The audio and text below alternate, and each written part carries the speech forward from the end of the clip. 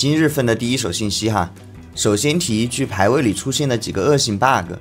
恳请各位不要使用。这里告知各位，有这个 bug 是希望遇到能鉴别，然后顺手点一下 F10的举报。虽然不知道有没有用，但是在 S9 的时候卡仰卧起做色题的，可都是实实在在被封了3年的。第一个是利用金斯海克斯2把刷子刷钱的，这个人3个2就10人口了，破坏一整局其他所有人的游戏体验。第二个是炼金多次收菜，看到这种全是炼金装备的，那没跑了铁 bug。炼金最多一波收3-4件。第三个是昨天热补后为了修复4星刷钱 bug 而产生的一个新的负面 bug，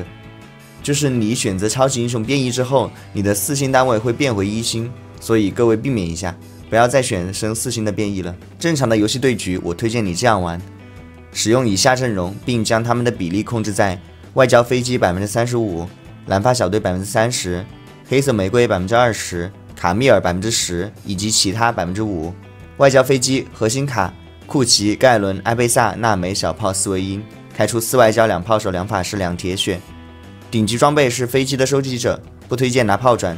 监察转倒是可以，但也比较一般。8人口剩下2个位置，可以是有2星卫士的船长和卫，可以是有2星艾克什的艾克刀疤，也可以是有多装备养小炮时的 EZ 和厄加特，也可以是在盖伦养得很肥时或者有小伙伴时的4监察。9人口的5费可以挂很多，来什么就往上面丢就行。这是一图流，对装备要求有点高，对装备数量的要求也有点高，所以潘多拉会比较好。第二套 30% 对局中的蓝发小队，老理解上有一些补充，很需要过渡，没过渡不完。减抗重伤大于一切，前排坦度大于后排，变异选左一的回蓝或者俄罗伊的坦度，俄罗伊优先。第三套老朋友黑美 flex， 没什么好多说的，注意对位，前排杰斯锤主坦，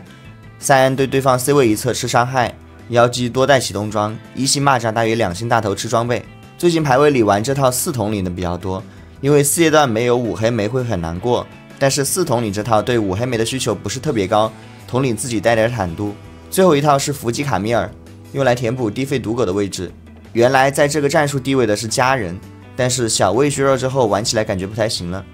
图中女警来之前是麦迪或卡牌，6人口是卡米尔、抱抱、史密奇、刀疤、斯特普、特兰德尔。奥恩装里密银、暗爪、幽魂弯刀是顶级，光明装要光正义或光泰坦。感谢观看，我们下期再见。